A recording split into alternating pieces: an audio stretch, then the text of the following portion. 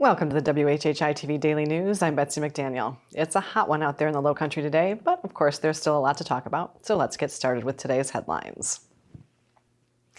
The 69th Beaufort Water Festival was interrupted almost daily by thunderstorms, but in the end, the parade of boats down the river went off without a hitch, the fleet got blessed, and the Commodore's current and future passed the wheel for next year's festival.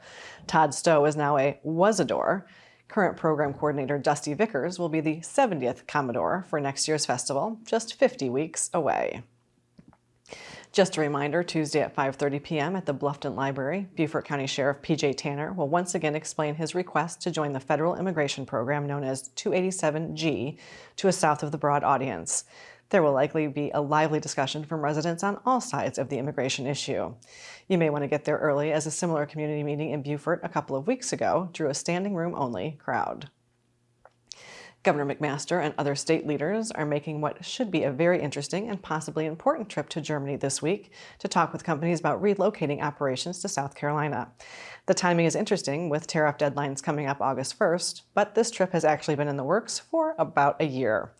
Meetings will take place with companies who already have operations in the state, as well as potential newcomers. The main event is a lunch speech Thursday by McMaster before 300 industry leaders of Germany's National Chamber of Commerce.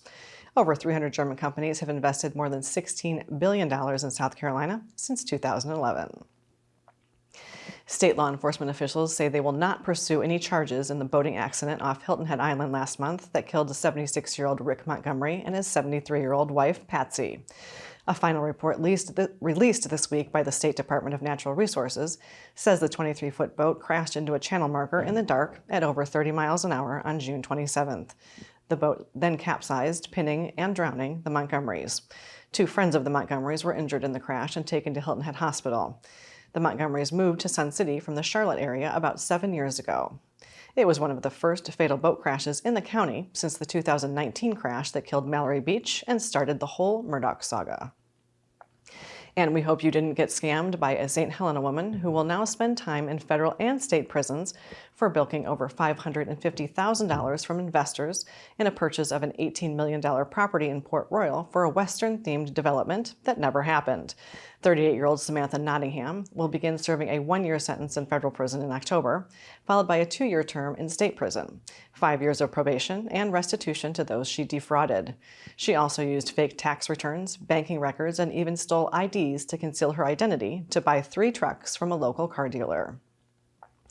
The media sources on your screen will have more on these and other stories, and we would love for you to like us on Facebook and follow us on Instagram at WHHI-TV. And if you have an idea for a news story, we'd love to hear it, so drop us a line at news@WHHITV.com. Well, Battalion Chief Jeff Hartberger just retired after 41 years. We're going to catch up with him after a quick break, so don't go away.